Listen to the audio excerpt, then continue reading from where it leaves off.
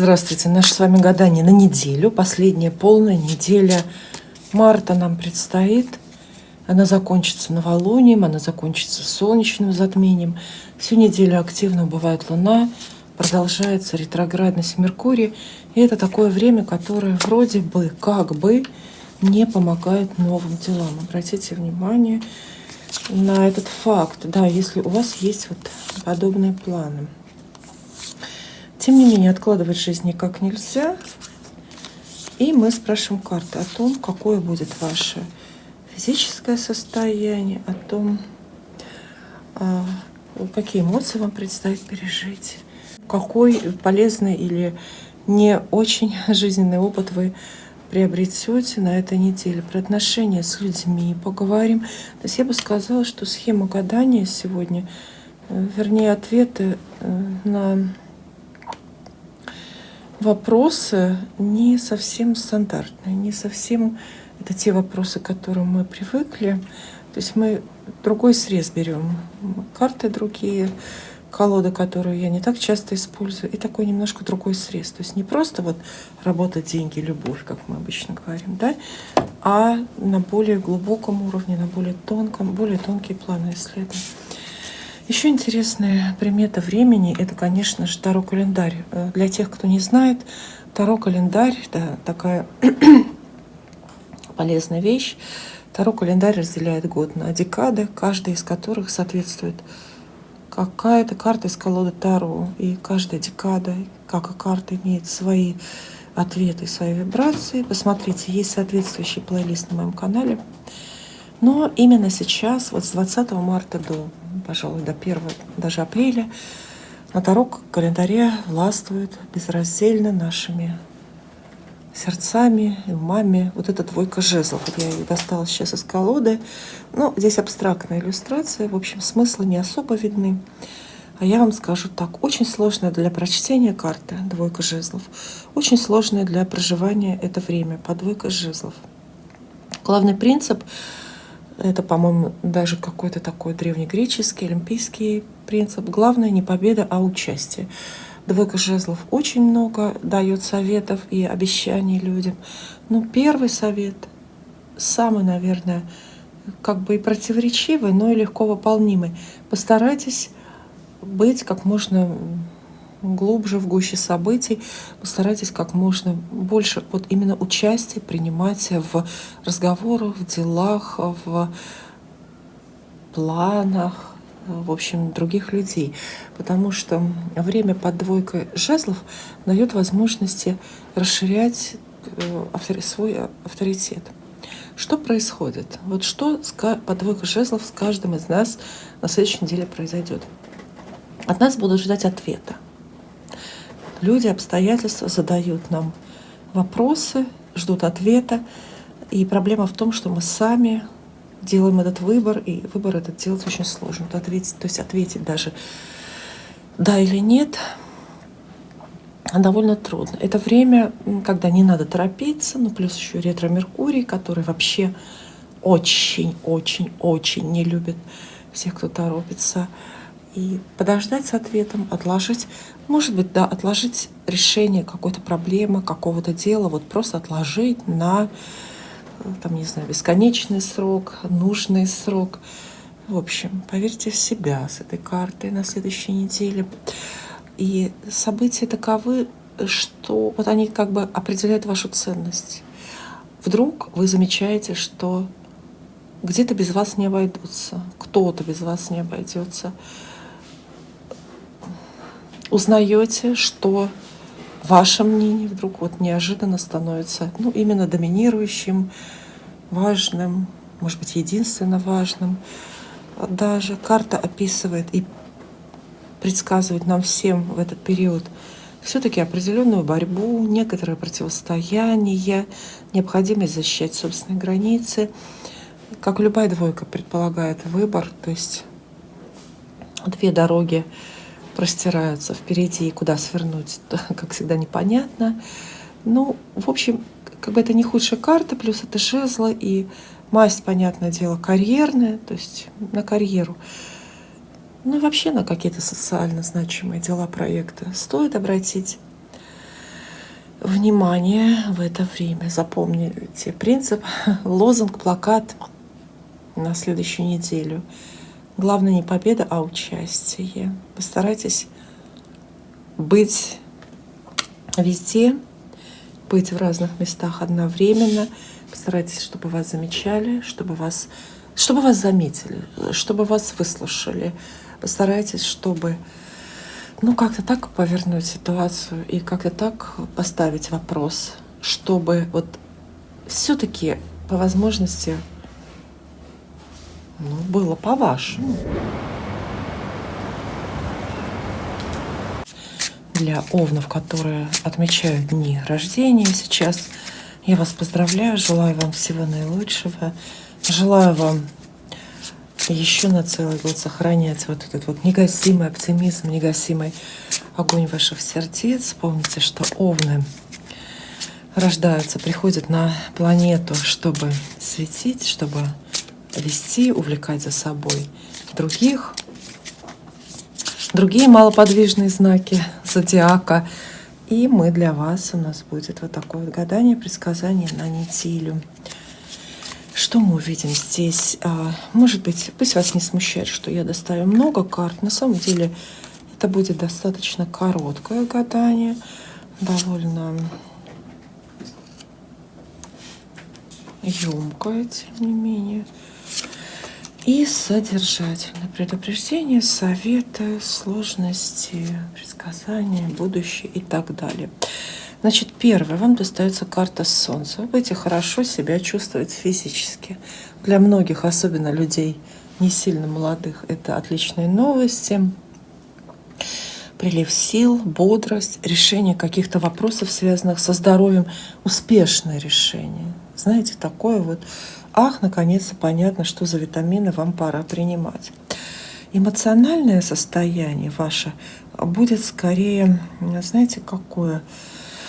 Боевое.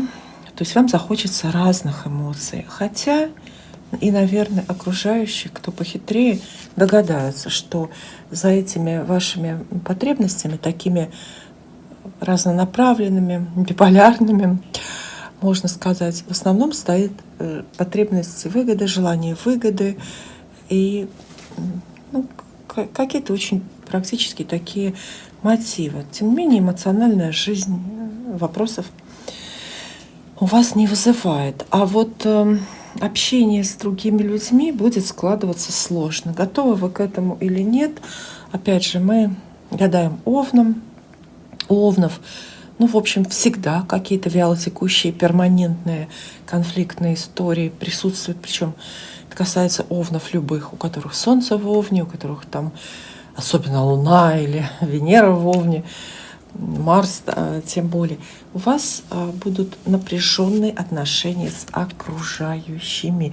И 8 кубков, мечей, простите, советуют вам с этим, знаете, как разбираться, избавляться. Да, как бы это жестоко не звучало, может быть, кого-то надо чье-то мнение проигнорировать и кого-то вообще сбросить со счетов, перестать с кем-то считаться. То есть давящие люди, манипулирующие, токсичные.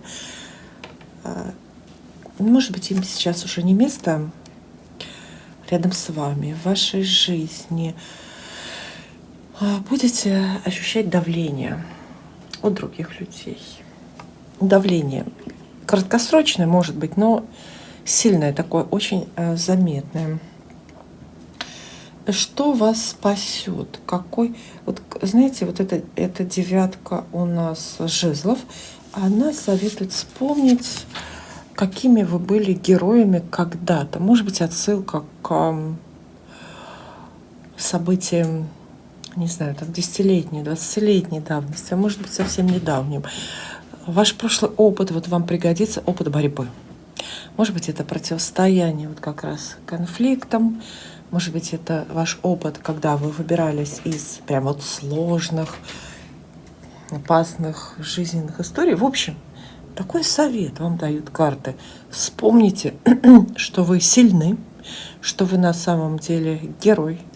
И, в общем, ни одну башню взяли штурмом, и ни одного дракона победили. В целом неделя учит Овнов. Ну, с хитростью, с ловкостью выходить из опасных, опять же, эмоционально, да, опасных, каких-то сложных жизненных ситуаций. Эта неделя, безусловно, события недели подскажут вам, что, ну, прямой путь к цели не всегда самый короткий и не всегда самый очевидный.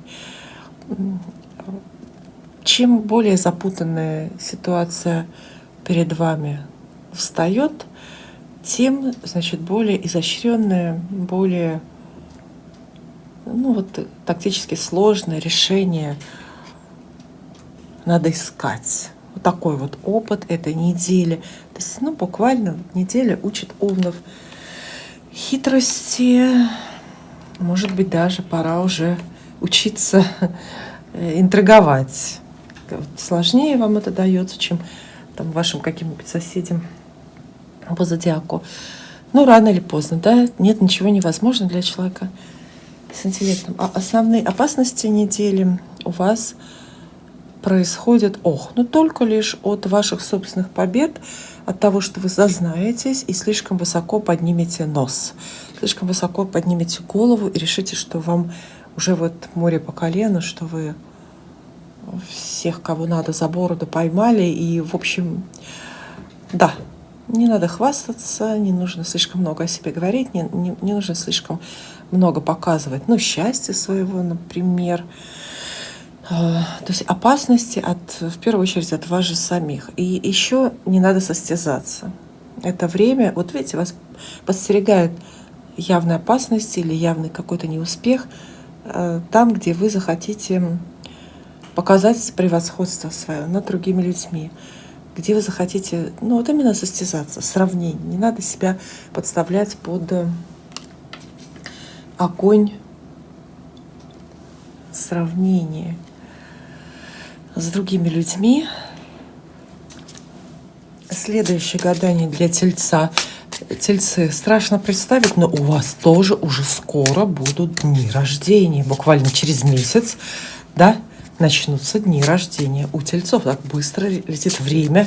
Очередной раз мы об этом вспоминаем, да.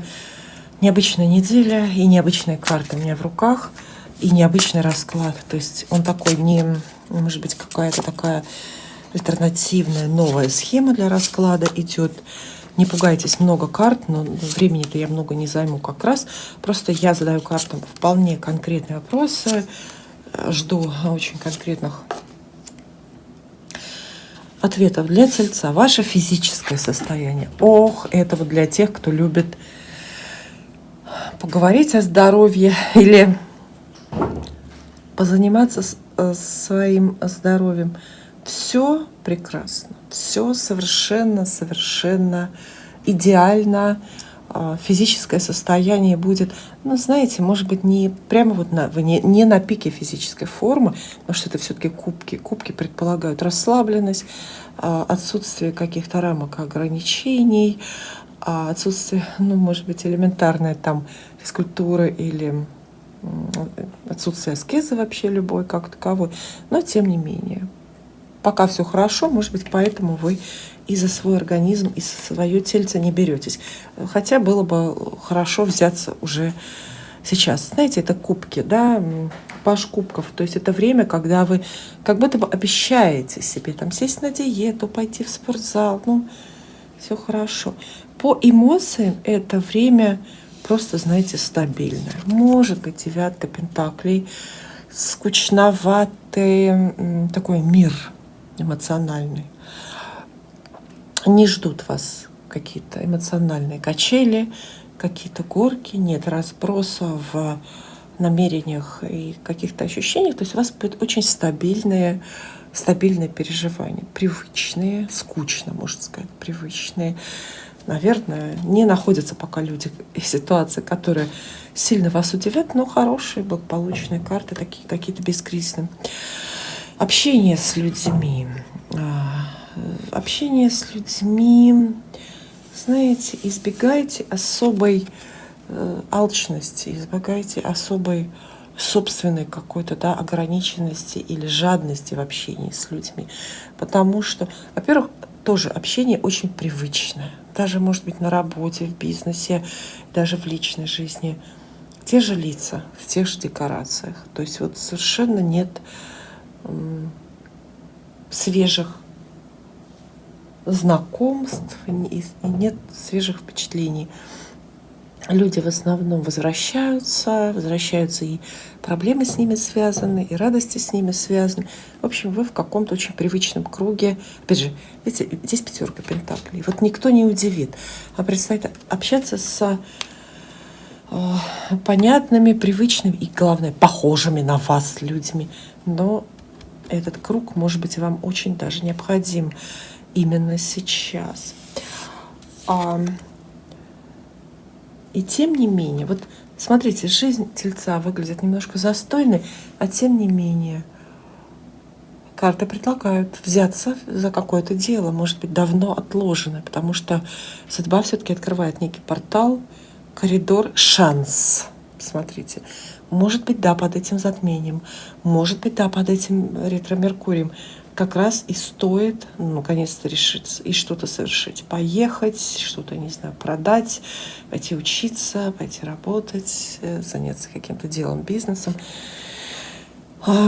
и так далее. Вспомните ваш опыт из прошлого, когда вы вдруг на ровном месте собрали себя вот буквально с полу, да, подмели, и рванули, совершили какой-то квантовый рывок, квантовый какой-то вот такой скачок на новый уровень. Правда, займитесь каким-то новым делом. Нет настроения, нет подходящих людей, нет идей. Но если покопаться, знаете, мне кажется, вот на таком фоне этот туз жезлов говорит, что лишний раз напоминает нам о том, что дисциплина важнее мотивации. Мотивацию, она родится из дисциплины. А вообще происходящее на следующей неделе заставит вас поверить в судьбу, заставит вас поверить в фортуну. То есть могут происходить слегка магические, слегка мистические, сложно запутанные, непонятные, необъяснимые события, явления. Опять же, под затмениями. Это все вполне уместно. А главное учиться, понимаете? Судьба всегда готова нас учить, не объясняя происходящего. Но важно, чтобы мы эти уроки усваивали, запоминали, верили им. То есть в следующей неделе учат тельцов буквально верить в судьбу, верить в чудеса, можно сказать. Насколько вы к этому готовы? На фоне определенного застоя в жизни, видите, открывается все-таки у вас перспектива. Чего нужно остерегаться? Конечно же, необдуманных решений. Помните, что все-таки этот ретро-меркурий по небу идет. И он, знаете, в такие свои звездные сети ловит дураков и торопык. Вот тех, кто торопится, тех, кто спешит. Большую глупость можете сделать. И вот этого нужно остерегаться. Ходите осторожно, смотрите под ноги, не торопитесь, выходите заранее, если боитесь опоздать, потому что шут вот в этой позиции — это действительно очень-очень большой и необъяснимый и постыдный промах. Вот хотелось бы, чтобы у вас все-таки этого не было. Близнецы, точка отсчета. Ваши дни рождения. Сегодня я всем рассказываю, когда у них дни рождения начнутся. В общем, ваши через 2 месяца. Вчера только мы отпраздновали Новый год с бенгальскими огнями. Сегодня уже до лета добрались. В общем, такой расклад, знаете, сегодня нетрадиционный. Я более на тонком плане, более на общем плане исследую вашу жизнь. То есть мы не просто про работу, про деньги там говорим, а мы говорим об опыте, о вашем росте. Я думаю, под затмениями, под ретро-меркурием это все очень уместно. Итак, для близнецов карты обещают очень сложное физическое состояние. Вот эти картинки, рассматривайте картинки, они очень говорящие. Смотрите, такая чувствительность у вас повышается. Это не обязательно болезнь, но это именно физическая чувствительность. То есть близнецы будут более уязвимы для каких-то текущих физических неудобств. Ну, знаете, тепло, холодно. В общем, позаботьтесь о себе. Все-таки эта четверка мечей подсказывает позаботиться о здоровье и погрузить себя более в санаторные, курортные условия. Эмоциональное состояние в это время такое довольно противоречивое, биполярное. То есть вам может одновременно казаться, что вы хуже всех и лучше всех. Причем в тех же самых заданных критериях, да? Такая спорная, очень ревностная. Ну, буквально преобладающая эмоция недели — это ревность, и кто-то может ревновать в любви, кто-то в работе, там, коллегу к его успехам, к его карьере ревновать. Но это такой момент воспитующий, да, поверить в себя и поверить, что вы... Найдите поводы сказать себе, что вы лучше всех. Но это очень бодрое. Для кого-то плодотворное, для кого-то ревность вообще по жизни ведет. Так, теперь самое интересное. Общение с людьми. Ох, близнецы. Вот все ваши эти насильственно созданные, искусственные, множественные личности, которые вы генерируете для разных людей, для разных контактов и собеседников, окажутся все одновременно одинаково сильно разочарованы. То есть, люди не порадуют вас. Иногда сильно. Это не конфликты, это не потери. Вот знаете, там крупные, типа потеря друга навсегда. Но вы не дождетесь от людей того, на что рассчитываете. Не знаю, признаний, поддержки, понимания, как минимум. И здесь очень хороший принцип, хорошо работает принцип. Если ни от кого ничего не ждать, да, то никто, значит, и не разочарует. Вспомните, следующая неделя отсылает вас к каким-то сложным прошлым жизненным ситуациям. И вот этот опыт из прошлого надо вам учесть. Знаете, когда вы чего-то боялись, какой это опыт? Когда вы чего-то боялись, о чем-то бесконечно сильно переживали, а оно потом не сбылось или оказалось проще. Вспомните, насколько я помню, да, подскажите мне, помогите мне. По-моему, вот это солнечное затмение у нас, да, повторяет параметры тоже солнечного затмения, если я, опять же, не ошибаюсь. Это был март, это был 2007 год, то есть как бы достаточно давно, да, 18 лет назад. Может быть, эти сроки, может быть, эти цифры вам подскажут. Смотрите, вспомните, когда вы в жизни чего-то очень сильно напугались или боялись долго, а потом это оказалось, знаете, просто буквально тенью и легко решимой задачей. Вытащите из себя вот этот прошлый опыт. И это поможет в будущее легче вам смотреть сейчас. Ситуации следующей недели. Кстати, знаете, вот мы говорим о следующей неделе. Полагается, что каждый день наполнен ситуациями, да, событиями, чем-то таким происходящим. И я не могу сказать, что следующая неделя вас по факту удивит. Но, тем не менее, она вас все равно многому научит. Она поселит какой-то мир в душе. Она может быть более принимающими, более философскими вас сделает, более прощающими, что ли. И эта неделя учит смирению.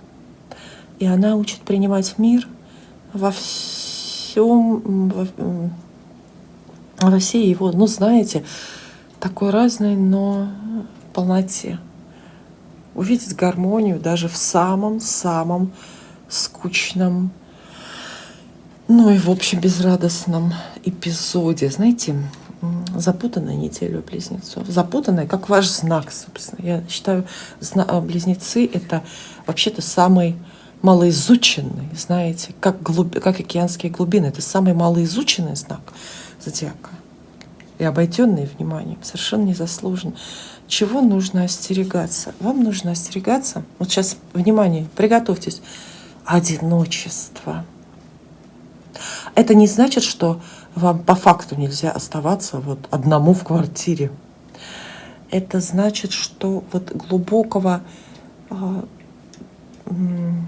болезненного одиночества не должно быть. Не надо уходить в себя, да? Ушла в себя, вернусь не скоро. Не нужно покидать, не знаю, партнера, компанию, чат, в общем. Никуда не уходите. Держитесь среди людей, среди впечатлений, разворот. Вот не нужна сейчас ваша такая одиночная, особенно дальняя дорога, какое-то ваше такое вот большое, важное решение. Расставание тоже может быть с кем-то. Совершенно неуместно. Уважаемые раки, необычное гадание и очень содержательное сегодня у нас получается. Вероятно, вот эти затменные дела придают какую-то запутанность, какую-то многогранную сложность, многослойность вообще нашим переживаниям и вот этим вот делам. 6 карт. 6 карт, каждая из них на какие-то свои вопросы безусловно отвечает. Спрашивайте, о чем хотите, но можете не спрашивать, мы и так расскажем. Итак, у рака состояние физического, вообще физическое состояние очень даже бодрое. Знаете, так бодренько, я вам даже сказала, вы как будто заново родились. А может, так оно и есть, может, вы спортом занялись или регулярно ходите в бассейн или на массаж. Очень прилив сил, очень много, знаете, такой юношеской бодрости, дерзости у вас есть. То есть с физическим телом все в порядке. Это для тех, кого беспокоит здоровье, и кто вообще зависим от текущих физических вот этих вот ощущений. По эмоциям, однако, эмоции очень, знаете, беспокойные. Вот этот момент, 4 мечей, да, момент ощущается как будто бы земля уходит из-под ног. Это неплохо, но и неспокойно. Это не очень привычно, что ли, для вас. То есть, в общем-то, карта дискомфортная, и неделя полна, если не перемен реальных, то, знаете, вот предчувствие перемен, как будто бы назревает дорога, и земля под ногами вот так вот чуть-чуть вибрирует, чуть-чуть шевелится, знаете. И есть ощущение по эмоциям, опять же, безвыходности, есть ощущение того, что рок, фатум тянут вас, затягивают куда-то, куда вы сами не собираетесь. Интересно, да? Беспокойная неделя. Общение с людьми будет не конфликтное, но спорное. Придется сравнивать себя с другими, придется противопоставлять свое мнение чужому, придется отстаивать там свой выбор и личные границы. То есть отношения с людьми у рака строятся на принципах вообще-то честности, вообще-то равенства, но и такой какой-то вот здоровой конкуренции. Если это конкуренция в бизнесе, то это вообще все очень очевидно и понятно. Но это может быть и ревность, которая вашу любовную историю сопровождает. Дорога легче, чем кажется. Вот видите, ваш прошлый опыт обязательно, вот у нас у всех есть, у вас тоже есть опыт ухода, опыт покидания ситуации, истории, когда вы уходите из отношений, когда вы уходите с работы, в конце концов.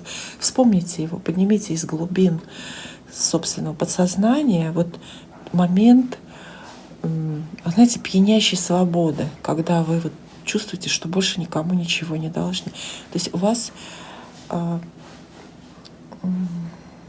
следующая неделя хочет, это время хочет, ситуации хотят, чтобы вы легко прощались с тем и с теми, кого вот отводит от вас судьба. В целом, на следующей неделе научат рака принимать чью-то нелюбовь. Ну, вы же не 100-долларовая купюра, да? Вас все любить не должны. И вот если на работе, еще хуже, если ты в семье, в кругу друзей, кто-то откровенно или тем более сокрыто показывает к вам агрессию, какое-то непринятие, неприятие, научитесь не принимать этот пас, научитесь не принимать это буквально на свой счет, научитесь как-то абстрагироваться от чужих там, впечатлений, от чужих эмоций, может быть, от чужой такой бытовой или не очень бытовой такой вот магии. Не обязательно самой быть злой, не обязательно самой кому-то завидовать и не обязательно быть злодейкой для кого-то. Кстати, у вас, смотрите, ревность выпадает и злодейка-соперница. Наверняка эти две карты, эти две истории как-то связаны. И как бы я не хотела этого говорить, но все-таки очень мощная такая большая женская энергия и не рядом где-то в вашей жизни. И она не добрая, эта энергия.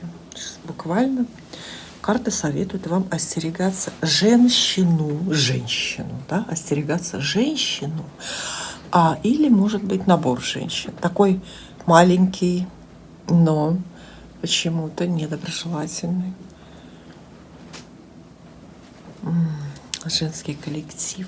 И вообще опасности недели имеют очень для вас такой глубоко эмоциональный и яньский, да, характер. Опасности от женских разговоров, от женских компаний, от женских дел, от женских каких-то таких вот интересов. В общем, вы поняли. Спасибо. Следующее гадание для Льва, но я должна вас предупредить. Очень непростые карты выпадают, и как-то все, правда, вот сложно. Правда. Я ведь не напрасно предупредила, да? Все вместе. Ретро-Меркурий. Затмение. Сложное, ни туда, ни сюда. Вот статичная такая двойка жезлов на Таро календаре. И карты выпадают непростые, в сложном наборе. И вообще-то и схему гадания я выбрала тоже не самую популярную, может быть, не самую, вот у вас двойка жезлов, только вспомнили мы ее, не самую простую, знаете, на тонком плане, на уровне каких-то, может быть, тонких ощущений и ваших, на уровне тонких тел сегодня гадаем. Я думаю, это интересно, это уместно.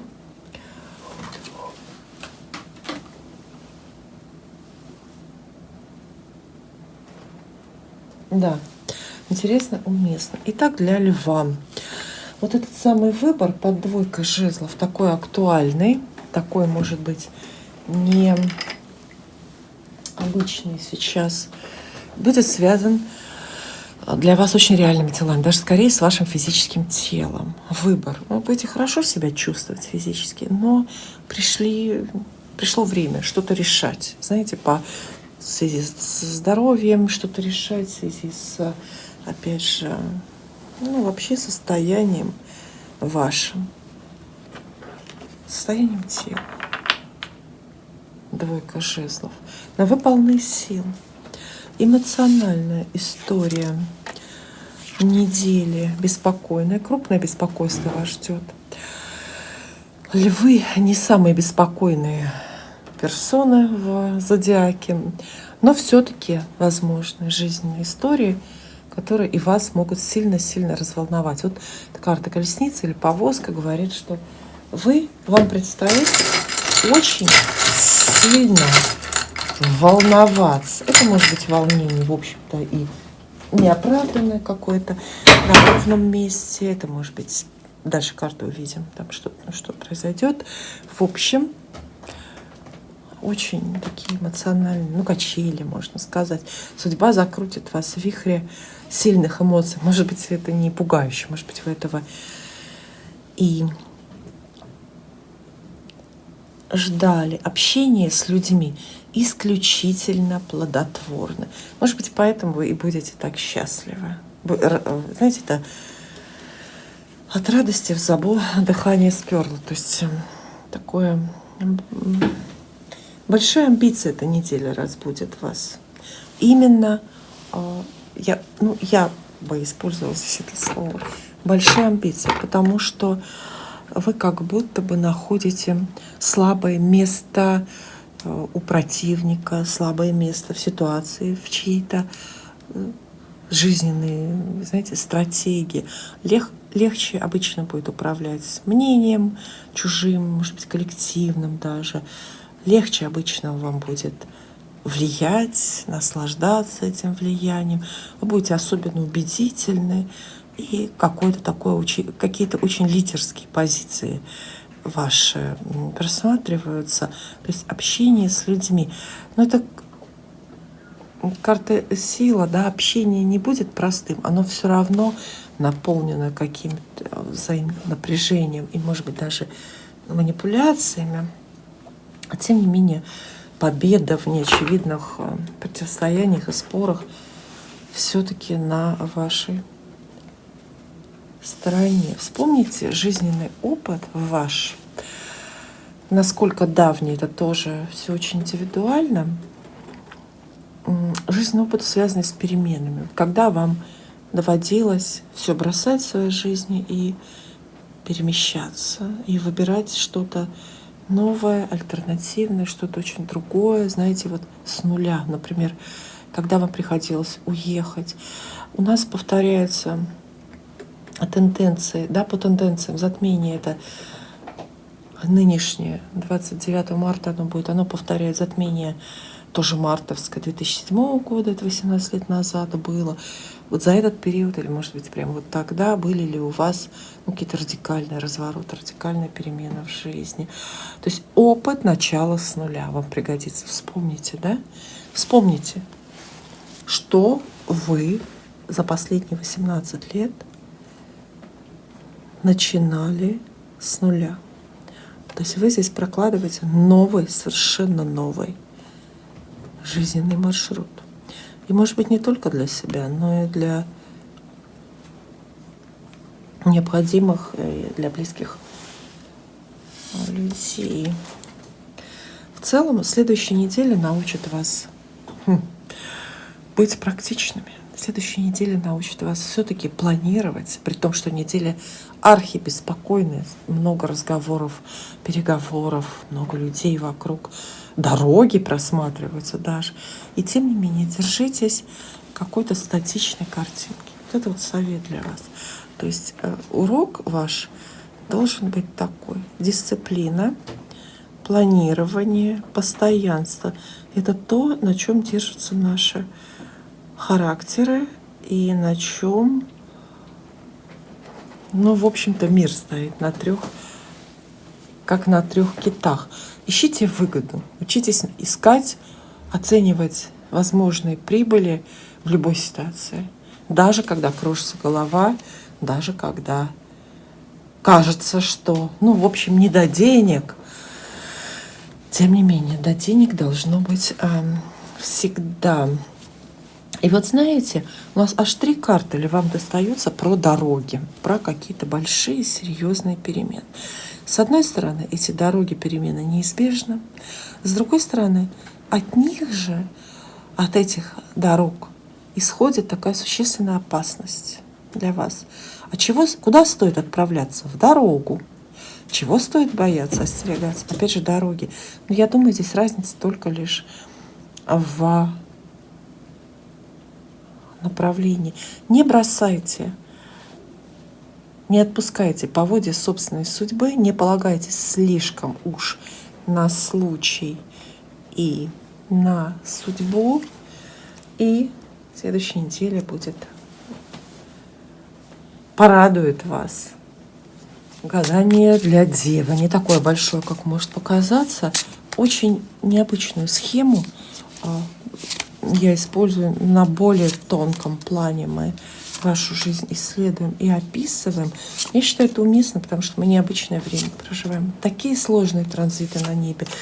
Да плюс еще эти затмения. Итак, для Девы карты обещают идеальное состояние физического тела. Все, что касается вашего организма, вашего образа, может быть, имиджа, даже гардероба в каком-то смысле, все идеально, максимально понятные, верные, исключительно точные решения будут приняты, например, по здоровью, и вам удастся достигать согласия со всеми людьми, с кем вы этой темой связаны, например, с вашим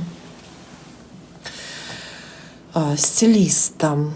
Ваша эмоциональная жизнь, тем не менее, уважаемые девы, выглядит очень-очень запутанной. То есть однозначно вам не удастся показать миру те эмоции, которые вы испытываете на самом деле. Но это и совет для вас. Может быть, и не надо их так активно показывать. То есть вы заявляете свое мнение, говорите людям правду, но всегда имейте пути к отступлению, намечайте пути к отступлению, то есть, чтобы вы могли придумать, что-то сказать иначе, чтобы, в общем, замечайте, как люди вас понимают. Далее. Общение с людьми. Советы и вообще предсказания, да, контакты будут деловыми. Недели просто таких уверенных деловых контактов, разговоры, встречи, дороги, все связаны с заработками, с работой, и пусть так оно будет, тоже карты советуют к этому стремиться. Ну, знаете, может быть, это прям вот буквальная рекомендация для Девы. Общайтесь только с теми людьми, которые, очевидно, для вас выгодны и полезно, да. То есть это бесконфликтное время. Оно будет бесконфликтным, оно будет очень правильным, если вы будете оценивать все время собственную выгоду. Опыт прошлых карьерных подвигов вам очень сильно пригодится в это время. Вот когда вы достигали, когда вы брали на себя максимальную ответственность, когда вы себе говорили, что вы лучше других и справитесь с чем-то лучше других. Вспомните, не так давно, я думаю, это было. И даже в отсутствии перспектив найти в себе силы и стараться за всех, и стараться так, как будто бы от этого зависит, буквально ваша жизнь. Вспомните этот опыт, примените его на следующей неделе. От вас ждут, что вы возьмете все на себя. И все за всех сделаете, да. Вы мне подсказываете прямо буквально. В целом, следующая неделя вот на каком-то, опять же, тонком уровне учит Деву не останавливаться. Это вот подсказка для вас. Не останавливаться. Опять же, в условиях плохой видимости, например, в условиях отсутствия как таковых каких-то таких реальных перспектив в работе, в бизнесе, в профессии, может быть, и в отношениях. Поверить в себя. Очень жалко, знаете, тройка жезлов, очень жалко бросить то, что уже достигнуто, то, что уже сделано. И поэтому нежелательно останавливаться, и поэтому, в общем-то, и невозможно остановиться, невозможно уже передумать. Чего нужно остерегаться? Знаете, какая-то абсолютно бесконтрольная ситуация нависла над вами. Она, в общем, как ее остерегаться? Это все-таки рок и фатум. Вряд ли это можно как-то, я не знаю, предотвратить. Видите? Бесконтрольность. То есть как будто бы, знаете, такая потеря идет вот в этом периоде, да, 7 дней, всего лишь неделя, да. Потеря достаточно непоправимая. И в то же время ну, обучающая, что ли. Потеря, которая какой-то весь ваш жизненный опыт выводит на новый уровень. А чего здесь можно остерегаться? Если вы ничего не выбираете, вы выбираете только свою реакцию. То есть вас ждет неожиданность, которую вы явно оцените как плохую или очень плохую. Но важно, чтобы вы смогли, да, вот правильно отреагировать на нее. Следующее предсказание карт у нас будет для весов. У меня необычная схема гадания сегодня, наверное, потому что мы под необычными транзитами живем сейчас. И необычное такое вот время. На более тонком уровне я хочу оценить вашу жизнь. И не просто мы говорим про работу, деньги, любовь. Мы говорим о ваших ощущениях, мы говорим о вашем опыте, бессмысленном или наоборот чрезвычайно полезном. В этот момент физическое состояние, ваше физическое или ментальное состояние, то есть дословно у нас 5 жезлов, да, здесь отвечает на вопрос, как вы будете себя чувствовать. Будете чувствовать себя бодрыми, но будет ощущение, что это такая бодрость, посвященная определенной, ну, такой вот борьбе. Это борьба за самочувствие. Может быть медикаментозная, может быть на уровне режима и гигиены. А еще такое ощущение, что кто-то из окружающих давит на вас и ждет, чтобы вы приняли решение, связанное с вашим здоровьем. Ну, поддаваться этому давлению или нет, вы решите уж сами. Эмоциональное состояние, тем не менее, очень хорошее. Знаете, вот переживаете такой привычный, но он всегда, это привычный опыт, но все равно он всегда какой-то новый, всегда какой-то такой вот разный. То есть эмоциональный опыт, связанный с, можно так сказать, да, с женской жизнью. Это императрица как олицетворение всего женского, женских энергий, женских дел. Знаете, вот, не знаю, это принято так. Делим мы эмоции на женские и мужские. Это вот прям вам буквально карты обещают переживание очень глубоко таких вот женских эмоций, как положительных, так и отрицательных. Это может быть любовь и такая вот любовь в полный рост, то есть очень сильная привязанность к партнеру, вообще к другому человеку. Но это может быть и переживание эмоций материнских, родительских. Это тоже, да, такая очень женская тема. Но, тем не менее, эмоциональная наполненность, покой и ощущение вот всевластия, ощущение правильности происходящего на эмоциональном уровне у вас идет. Общение с людьми у весов выглядит трудным. Трудно идете навстречу, трудно договариваетесь, трудно...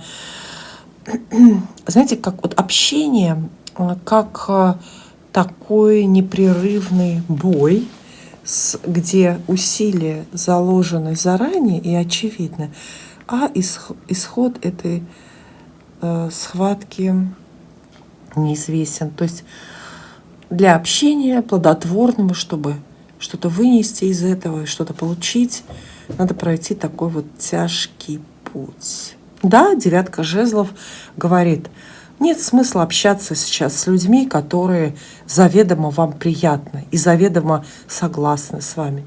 Идите к тем сейчас, кому не хотите идти, где вас не ждут, где вас не любят, как минимум, да, где вам нужно именно спорить, противопоставлять себя. Идите общаться туда, где вы точно пострадаете, потому что общение как некая борьба, как некий ваш личный подвиг выглядит здесь. И опыт победы. пусть небольшой, маленькой победы, очень пригодится. Вспомните, чтобы себя правильно замотивировать, ну или чтобы впечатление на врагов произвести.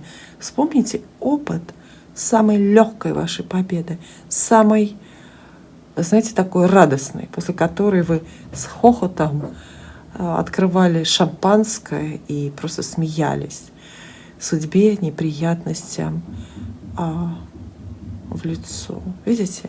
Опыт победителя надо воззвать в себе из глубин подсознания своего. Следующая неделя в целом учит вас, опять же, видите, следующая неделя учит вас противопоставлять себя другим людям, противопоставлять себя обстоятельствам. Она учит не слишком полагаться на других людей, поверить в то, что и один в поле воин. Знаете, какой-то такой ожидается от вас вот очень индивидуальный, очень личный подвиг. И еще не рассказывайте лишнего, не делитесь как-то вот заранее своим великим счастьем или своими ожиданиями, вот, например, связанными с детьми. Не делитесь. Неделя учит вас молчать, даже там, где, казалось бы, в этом и нет особого смысла. Чего нужно остерегаться? А я бы сказала, в вашем случае, кого нужно остерегаться? Мужчины, который обещает. Он выглядит как, может быть, даже романтический партнер, как какой-то ваш жених, ну или там, не знаю, помощник в делах или коллега, человек, который обещает. Вот чем больше вы услышите добрых слов, обнадеживающих посылов от этого человека, тем более пострадаете от возможных ваших совместных дел. В общем, карты просят вас не строить планы на какого-то короля. Что же пообещает карта Скорпиону на следующей неделе? Неделя, да, такая противоречивая, сложная. И расклад у меня тоже непростой. Очень на тонком уровне, такие, в общем, нестандартные, нетрадиционные вопросы я задаю картам. Я прошу вас услышать здесь такие же, ну, как бы нетрадиционные ответы на ваши вопросы. Итак, у скорпионов могут быть, это предупреждение. Там, где плохие карты, это всего лишь предупреждение. То есть пугаться не нужно, но нужно вовремя принимать меры. То есть у вас идут проблемы по физическому состоянию. Проблемы, естественно, разного уровня, от головной боли там до, не знаю, чего еще. Но все-таки это мечи, все-таки это крупные мечи. Карта советует вам, может быть, если эти вопросы с физическим телом и со здоровьем длятся, нужно принимать какие-то меры, менять образ жизни, делать его более здоровым, более независимым. То есть проблемы с физическим телом. Карты вам уже пообещали. Такое себе не пугающее начало, но, может быть, и не сильно радостное. Тем не менее, вы остаетесь на эмоциональном подъеме. Эмоции сплошь положительные, и, что характерно, новые ощущения. То, что вы не переживали раньше. Вас ждет ощущение все-таки бодрости, молодости, определенного всевластия, жажда новых дел и впечатлений присутствует. Общение с людьми у вас будет складываться, знаете, так ровно, но немножко здесь идет оно с привкусом такой недоделанности. То есть не доделала, не доиграла. Если вам предстоят серьезные переговоры, если вот от решения, от выбора других людей сейчас буквально зависит ваша жизнь, решается ваша судьба, то вот эти планы лучше отложить, как-то отсрочить, потому что очень сложно оценить вот так вот заранее эффективность этих ваших вложений, эффективность этих переговоров. общение с людьми. Здесь без сюрпризов, без кризисов, не поссоритесь, ничего не потеряете, в общем, ничего такого страшного. Ну и больших планов на общение, на встречу не стоит, да, пока что строить. А еще семерка пентаклей, да, говорит, что вам придется кого-то кормить. Вам придется кого-то буквально кормить, как будто бы прикармливать. Да, есть такое слово у рыбаков на прикорм. Вы кого-то берете на прикорм. То есть, если выстраиваете схему, тактику общения, там, я не знаю, с новым начальством, с кем-то, с какими-то в компании каких-то новых друзей, вам нужно быть очень последовательными, терпеливыми. И, в общем, это долгий путь. Это долгий путь. То есть быстрого, легкого успеха в общении не ждите. Все только терпение и труд все перетрут, в общем. И сможете понравиться любому, но только просто не за один день. Эта неделя попросит обязательно вас вспомнить, как вам когда-то повезло. Вот у каждого из нас, наверное, есть такая копилочка, есть какой-то воображаемый сундучок, да, где наши выигрышные вот эти счастливые билетики хранятся. Вспомните, когда вам очень сильно повезло, когда судьба подсказала выбрать самые верные выигрышные номера, самое верное направление, например, в бизнесе или в работе. Вспомнили? Вот прямо оживите это в сознании, вот эту вот картинку, и наложите ее, приложите ее к происходящему.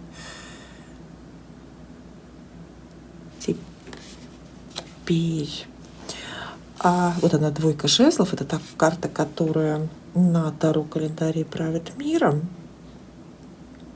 аж до 1 апреля вплоть, да. Эта неделя, события, происходящие на следующей неделе, учат вас, Скорпионов учат знать себе цену. Знать себе цену, не торопиться, не расшаркиваться, не извиняться, в общем, не обесценивать себя. Вот такие вот уроки. Вот, конечно, это сложно, потому что здесь очень ведь тонкая грань и очень размытая граница. Переоценить себя, недооценить себя. Я раб, я царь, я червь, я бог. Вот это все. Вот знать себе цену. Не больше, не меньше. Воспитание, уроки недели. Узнать свою собственную ценность, стоимость. Опять же, в работе. Может быть, это ваша ценность для партнера в любви. Чего нужно остерегаться в этот период? В вашем случае, кого нужно остерегаться? Нового человека. Причем опасность в том, что этот самый новый человек, который приезжает, например, появляется новый коллега, он вам вообще-то очень понравится, и вы не будете с ним ссориться, и он абсолютно не покажется врагом. Но неизвестно, куда это новое знакомство, или вернее, неизвестно, куда вас заведут эти новые чувства к вот этому вот человеку. То есть портретная карта, фигурная опасность от определенной персоны. Я не настаиваю, что это новый человек. Это может быть и хорошо забытый, конечно же, старый герой. В общем, смотрите, за кем вы следуете. Смотрите, кому симпатизируете. Смотрите, за кем особенно вы собираетесь, на кого вы планируете быть похожими. Спасибо. Следующее мое гадание будет, конечно же, для великолепного стрельца. Обратите внимание, что не совсем привычная схема, может показаться, что новая для гадания, но мы на более тонком, на более абстрактном уровне исследуем вашу жизнь. Почему, спросите вы? Потому что время такое необычное. И мы ждем особенно откровений от карт. Между затмениями, под ретро-меркурием, на этой убывающей луне. Итак, стрельцы, обратите внимание, вас ждут какие-то откровения на тему, вот как бы это ни звучало, вашего физического тела. Вот первая карта у нас идет вообще такая значимая для тех, кто интересуется здоровьем, для тех, кто ждет каких-то особых проявлений, особых радостей вот от физической жизни, от тела, от своего физического. Смотрите, у вас туз пентаклей. Прекрасная, прекрасная карта. То есть какая-то, она описывает, во-первых, какое-то особенно хорошее самочувствие, для многих, может быть, забыто. И второе, она описывает возможности это самое самочувствие как-то значительно поднять и улучшить. Возможно, деньгами. Да, это крупная денежная карта. Знаете, купить здоровье. Ну, как минимум, купить себе дорогостоящий тренажер мечты или абонемент в фитнес-зал, а может быть, врачу какому-то дорогому. Наконец-то заплатить. Эмоциональная жизнь ваша, вы в любви. Знаете, просто в любви. То есть преобладать будут романтические, любовные, такие нежные переживания. Для кого-то связаны они, конечно, с новым знакомством, потому что чувства новые, новые впечатления. Это может быть и уже знакомый, выбранный человек, но это ваш новый взгляд. Новые слова говорятся, новые дороги планируются, новые признания, новые свидания. В общем, по-моему, только стрельцам вот эта вот такая сильно-сильно любовная карта достается. Поэтому, в общем, ждите. Самые романтические эмоции. И понятно, что их кто-то же у вас вызывает. Общение с людьми будет в основном, тоже благополучно складываться. Много разговоров, много поездок, много каких-то таких встреч. Это связано с деньгами. Инвестиции, вложения, какие-то ваши выгоды, работа, бизнес, естественно, и полезный контакт. Опять же, возможно, новые знакомства. В общем, людей не бойтесь, от людей ищите выгоды и планы. В общем, деловые люди окружают вас или входят новые в вашу жизнь. Опыт прошлого, какой вам поможет на следующей неделе? То есть мы всегда, знаете, почему есть такая позиция в раскладе? Какой опыт прошлого поможет?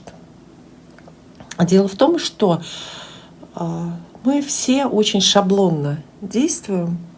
И, собственно, в любой момент времени каждый из нас — это лишь результат суммарного, собственного, жизненного опыта. Некоторые еще говорят, что тут плюсуется опыт прошлых поколений, опыт, приобретенный нами в прошлых жизнях каких-то. Возможно, да, это тоже. И все наши решения на основе прошлого жизненного опыта, естественно, мы принимаем. Так вот, что девятка пентаклей вам советует? Опять советует вам быть практичными. То есть, вот насколько раньше удавалось вам сохранять собственные границы, эгоистично выбирать собственные интересы, собственные выгоды, профиты, не жертвовать, как минимум материальным своим благополучием. Вот настолько же это будет очень уместно теперь. Кстати, по поводу прошлого. Вот это солнечное затмение, которое будет в субботу, 29 марта, отсылает нас, повторяет, затмение, которое было 18 лет назад, в марте 2007 года. Поэтому очень уместно вспомнить март 2007 года, чему он вас, что вы тогда проживали.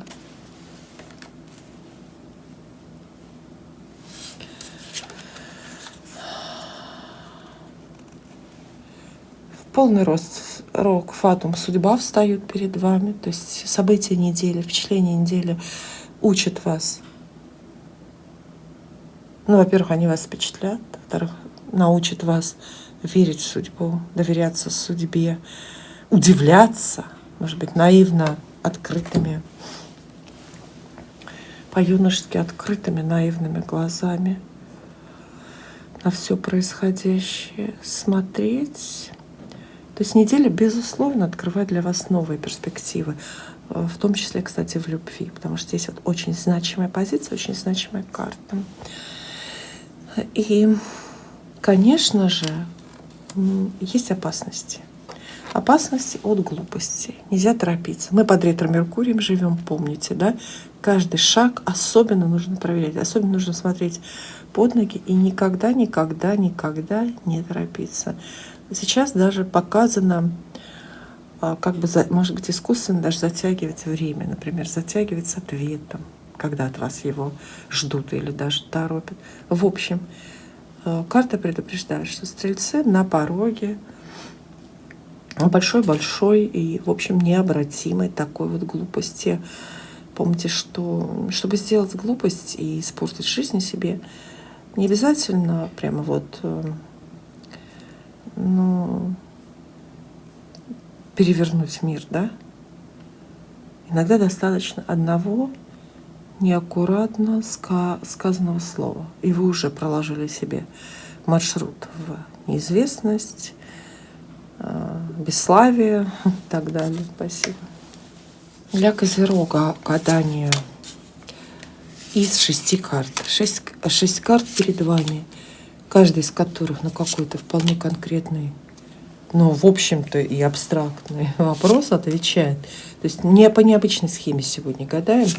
Отсылка к более тонким мирам, к тонким вашим телам, к тонким вашим настройкам.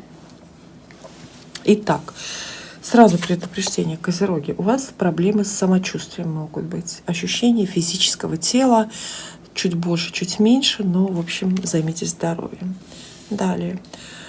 А вот эмоциональная жизнь, ваш эмоциональный мир, даже завидно хороши. То есть вот ощущение изобилия, ощущение довольства жизнью, отсутствие каких-либо беспокойств и по-настоящему травмирующих или разрушающих эмоций, вам, ну вот знаете, вы будете довольны жизнью на эмоциональном вот таком вот уровне.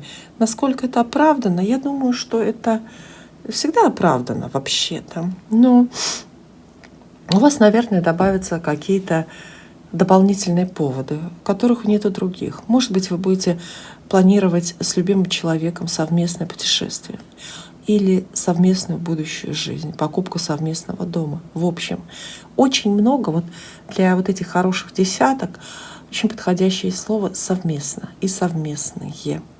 Вдруг вы объединяетесь, если нет любимого человека, с друзьями, например, строите какие-то планы, там собираетесь на горно-лыжный курорт. В общем, отличная эмоциональная жизнь, много радости. И здесь заслуга не только ваша, но и других людей. Какое-то очень правильное выбранное окружение сейчас вокруг вас. И за счет этого идет как гарантия вашего счастья. То есть такое счастье с подачи других людей. А общение с людьми будет складываться по-разному, но один человек, уважаемые Козероги, один человек — это гвоздь программы, это главный человек периода, главный человек недели. То есть вы можете сколько угодно там общаться или не общаться со всеми остальными, но этого человека вы не обидите, вы не сможете проигнорировать его мнение, его выборы, его претензии, может быть. И этот человек начальник или учитель, может быть, и ваш романтический партнер, который вдруг решается на какой-то серьезный и очень значимый разговор. Видите, карты предлагают вам персону недели. К вам может прийти новый начальник, ну как к вам, да, в вашу организацию. Новый начальник. И вы знаете, самое время для вас учиться рационально планировать общение с другими людьми. Немножко лишний совет для Козерога, да, потому что вы-то как раз всегда планируете общение. У вас внепланового общения, наверное, не бывает спонтанного, да? Вы же не раки какие-нибудь. Но именно сейчас особенно важным становится, что и кому вы говорите. Еще важнее, кому вы все-таки подчиняетесь, а кому вы отказываетесь подчиниться. Кем вы все-таки выбираете руководить. То есть вот эти вопросы власти, подчинения становятся такими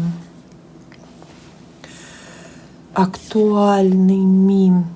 Когда вы меняли жизнь, прошлый раз, последний раз. Этот вопрос вот прям ребром ставит перед вами следующей недели, события следующей недели. Я имею в виду перемены к лучшему. Вот когда, вспомните, нынешнее солнечное затмение, 29 числа оно будет, отсылает нас по разным причинам к затмению 2007 года. Оно тоже было в марте, 18 лет назад. Что было с вами? Что за коридор, что за портал в новую жизнь тогда открылся у вас? Вот теперь происходит нечто подобное. Но это случится только если вы этот опыт вспомните, учтете и согласитесь повторить. Знаете, повторить дорогу, какой-то большой переезд, повторить смену работы, повторить смену партнера, в конце концов. Почему бы и нет? То есть вот достаньте из себя, из запасников вашего подсознания самый-самый положительный жизненный опыт. Вот вспомните, что вот самое лучшее в вашей жизни происходило. Примерьте на себя вот эту вот себя тогдашнего, да? Ну все, и дерзайте, и действуйте. В основном, конечно, это все-таки туз пентаклей. Здесь имеется в виду финансовое благополучие, то есть везение и новая жизнь. Повезло в деньгах. В деньгах, конечно, да. В целом же следующая неделя учит вас полагаться... Вот видите, как интересно, что у нас в финале расклада для козерогов, да, две карты с похожим смыслом и в противоположном значении выпадают. То есть, поэтому мы их и читаем вместе. Нас очень судьба впечатлит. То есть очень многое будет вне вашего выбора по судьбе. Вот уж точно. События заставят вас поверить в рок, в судьбу и в прочие вот тому подобные нереальные, неосязаемые вещи. Но только часть этой веры, часть проявлений этой судьбы будут правильными, положительными, а часть, ну что тоже какой-то дуализм Вселенной, да, работает, а часть, как покажется, да, сработает наоборот, против вашего успеха, против вашего счастья. И ну вот по какой-то такой очень здоровой границе здесь предстоит пройти. Тем не менее, смотрите, даже суммарно карты говорят, что козероги особенно, больше других знаков, находятся во власти фатума, во власти судьбы, фортуны, такой неуправляемой, непредсказуемой. И, конечно, судьба, на самом деле, колесо судьбы всегда, оно не крутится в две стороны, оно крутится всегда в одну сторону. Всегда только в сторону открытия новых перспектив для вас. Но, конечно, их нужно увидеть и рассмотреть. Новая неделя, много шансов, возможностей, много, теоретически приемлемых перемен и много людей. Следующее гадание у меня будет для Водолея. Но, знаете, вот непростое время, непростые карты я выбрала. И такую сложную, нестандартную схему для этого расклада. Может показаться, что это все как-то пугающе, не знаю, неположительно, запутанно. Ну, не знаю, послушайте. Задавайте картам ваши вопросы. Помните про затмение, помните про ветра Меркурий, помните, что на Таро календаре вот это вот очень сложно для прочтения восьмерка жезлов. Ну, а дальше что карта предскажет? Именно конкретно вашему знаку, Водолею. Много больших карт.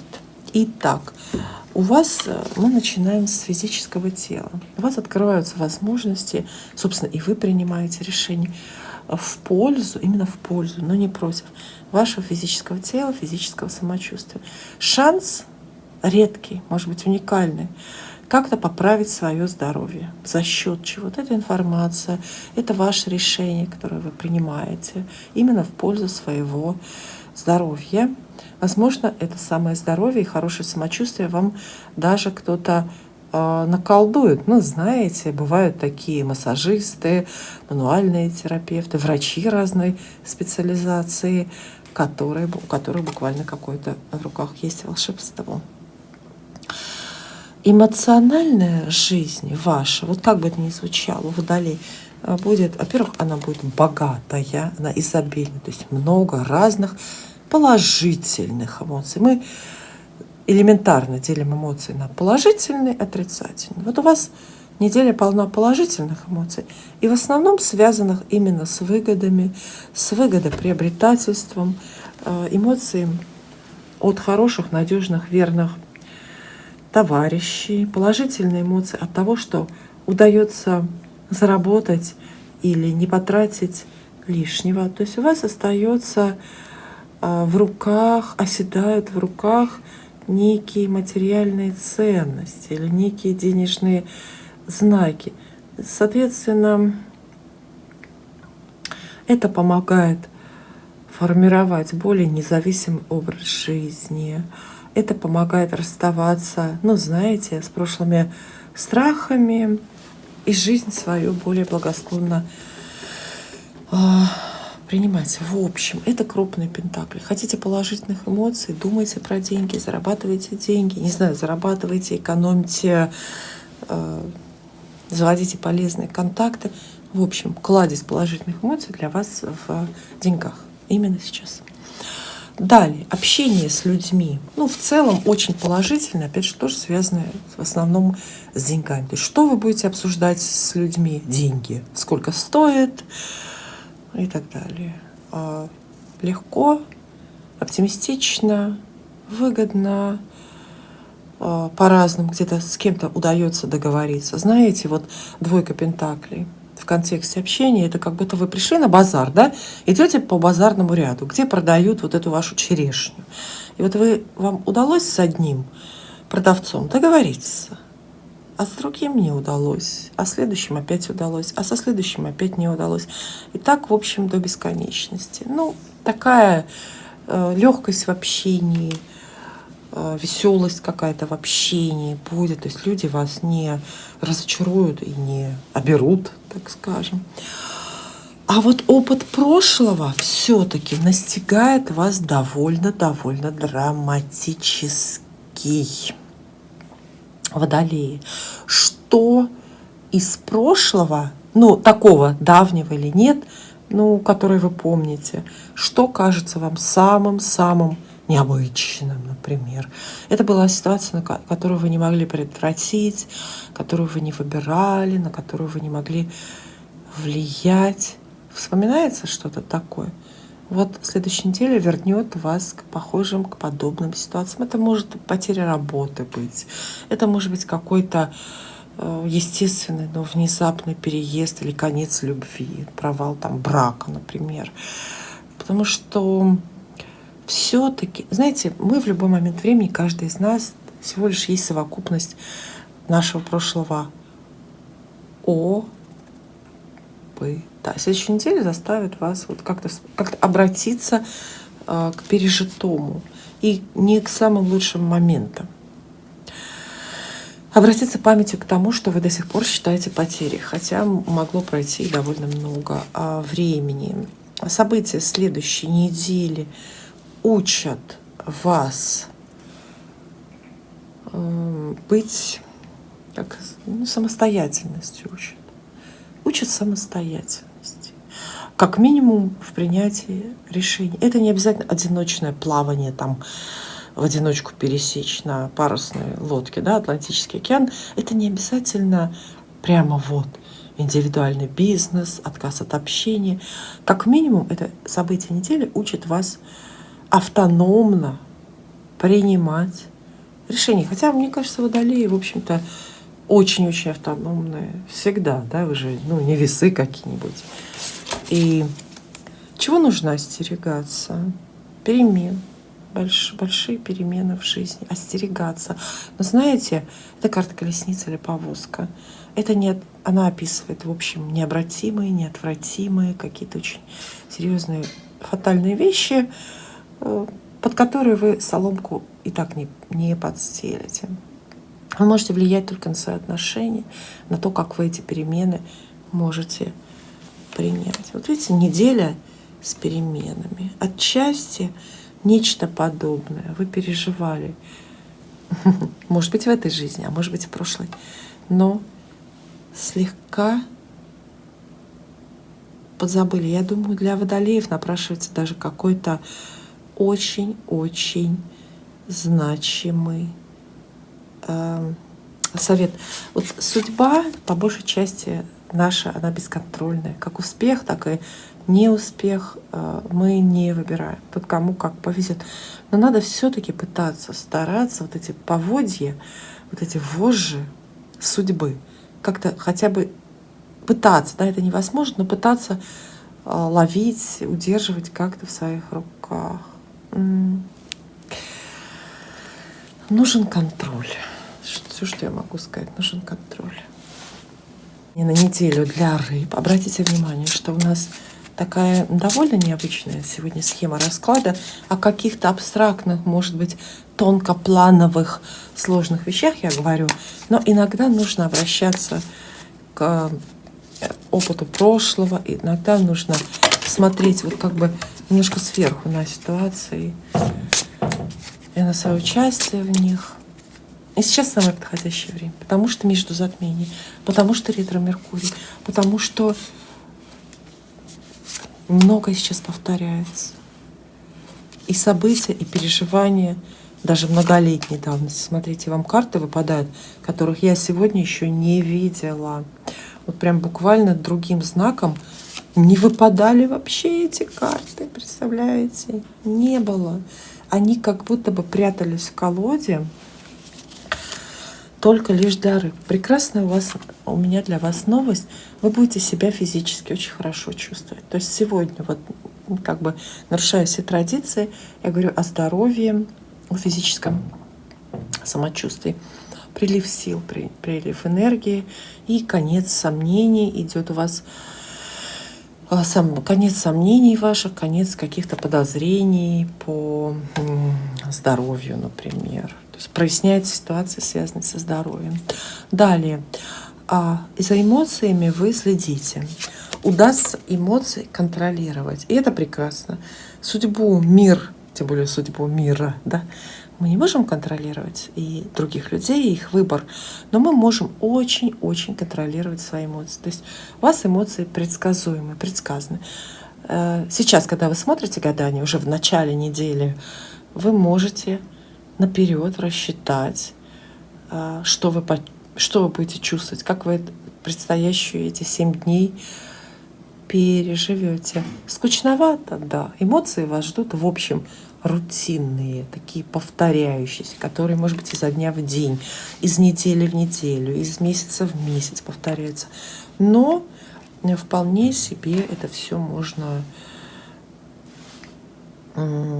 отнести к лучшему, да, какие-то положительные моменты. То есть не будет у вас откровений вот таких эмоциональных. Мой первый раз, да, вот он не состоится. Общение с людьми будет серьезное. Общение с людьми, кто бы это ни был, выходит на какие-то новые взрослые уровни. Подписываются документы, подписываются какие-то бумаги, приходится делать очень серьезный выбор, продолжать с кем-то общаться или нет. Приходится давать обещания, от которых вы не отвертитесь никак, которые нельзя будет отменить, потому что они, опять же, могут быть записаны просто на бумаге с печатью. В общем, все очень по-взрослому. И даже с любимым человеком возможен выход вот на новый какой-то, более ответственный, что ли, более важный, серьезный уровень. Карта справедливость, да, советует вам, не общаться с кем попало и не делать поспешных каких-то мелких выводов о людях и не говорить то, что вам придет в голову, потому что, знаете, это карта справедливость. Говорите, но помните, что любое ваше слово может быть истолковано против вас. Придется обратиться к опыту прошлого, причем к опыту, к собственным знаниям. Вот то, что вы узнали, учась в университете, в институте, в академии, в школе, вот к простым знаниям, почему-то забытым, обращают вас события недели. Побыть для самой себя таким вот духовным наставником, таким вот духовным учителем. Это может быть самообучение, это может быть такое очень серьезное, опять же, взрослое обдумывание собственных позиций и собственного такого вот жизненного выбора. Подумайте, когда в вашей жизни были вот такие ситуации, когда никто не мог научить, когда никто не мог вот сказать, когда вам приходилось закрыться от всего мира и думать, выбирать свои жизненные пути. События недели научат вас быть сильными, да, и научат противостоять. Хотя нет, я не думаю, что это прям вот конфликты, но события недели, естественно, тоже пополняют копилочку вашего жизненного опыта, научат замахнуться на многое. Но когда вы на многое замахиваетесь, на подписание каких-то бумаг, там, сделок, да, на какие-то обязательства, когда вы много обещаете, я бы даже сказала, людям или судьбе, да, когда вы много обещаете, это же заставляет вас и стараться, и достигать. То есть резервы собственные испытаете, и тут поверите в то, что вам много надо, и поверите в то, что вы много можете. Вот такой вывод недели для вас. А остерегаться вам, кстати, нужно. Вот интересная позиция. Чего нужно остерегаться вам в эти предстоящие 7 дней? А очень даже невинных каких-то вещей. То есть вот то, что кажется максимально добродетельным, это и люди, их поступки, их выбор, какие-то слова. Вот оттуда как раз идет опасность. Но знаете, это не обман и не ваше заблуждение. Здесь карта умеренность, да? Она советует остерегаться долгих дел, долгих контрактов, долгих обязательств. Посмотрите. Можно сказать, что карты не советуют рыбам быть слишком уж добродетельными, слишком хорошими. По крайней мере, гарантировать собственную ответственность, исполнительность и хорошесть на долгий срок мы не можем, даже себе. Ну и не говоря уже о других людях. Спасибо.